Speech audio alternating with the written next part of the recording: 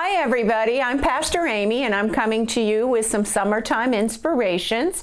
There's a question that I've thought about, and I'm assuming most of you that will be watching this have thought about it as well. The question is, am I loved? If I was to disappear off the face of the earth, either pass from this world to the next or just relocate and let nobody know where I go, would anybody miss me? And I want to bring to you what the Word of God says to us on that.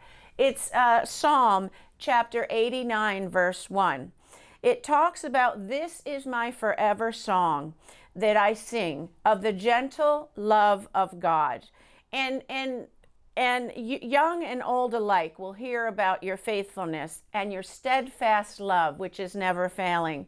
And what is so interesting about this particular psalm that inspires me, and I trust that it'll inspire you, is that it's written with poems. And some people think there's actually 4 poems in this particular psalm. But the Hebrew word in this psalm, in verse 89, chapter 89, verse 1, is the word sing. And the Greek word is S-H-U-W-R. And that also can mean wall. And so sometimes we come up against that wall with that question, am I loved? Would anybody notice me if I wasn't in this world? And that's a wall. And also, it tells us how to overcome that wall, how to overcome that question and that doubt and that unbelief about our value and if we're loved. How do we do this? How do we overcome? We sing. We abandon ourselves in worship. And when we do that, we can come into the glory of God and we can perceive above that wall that stands before us. We can have dominion over those thoughts that try to tear us down from what God actually says about us. And so I encourage you, for one thing to do is just to sing and worship and exalt the loving kindness of God. And when you do that, you're establishing dominion, or you're taking control over any thoughts that would rise themselves up, that God might not be faithful, that he might fail you. And so you sing over those thoughts, you worship him.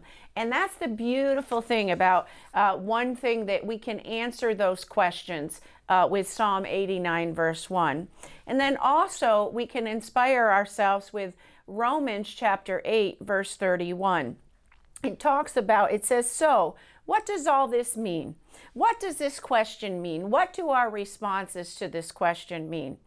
This is what God is saying to us. If God is determined, now the word determined, I love that. He's so determined to stand with us. Tell me, who could be against us? Could our own emotions, could our own thoughts about our doubts, if anybody loves us? If God, the creator of the universe, he's determined to stand with you, that should answer that question, are you loved? Would anybody notice? God would notice, because he has a good plan for your life. And I love that. And I love to see God's good plan operating in all your life. So inspire yourself, tell yourself this, tell the negative answers to that question that no one would ever notice. God would. And there's things that you can do that we've just talked about so that you can rise above the defeat of those emotions. And then finally, Romans chapter 8, verse 35, who could ever divorce us from the endless love of God's anointed one? Absolutely no one. No one, no matter how much rejection, no matter how much negativity that's come against you, no matter how much abuse has come against you, there's nothing that can separate you from a pure love. And that love is exhilarating. That love is victorious. That love propels us to move forward and live a great life and feel loved and feel important and feel valued. And so troubles and pressures come, problems come, but nothing can come between us, between God and God and you, with his love. So it says here that the word about hunger or nakedness. And so there's persecutions, there's hard things, there's dangers, there's even death threats. But nothing can separate you from God's love.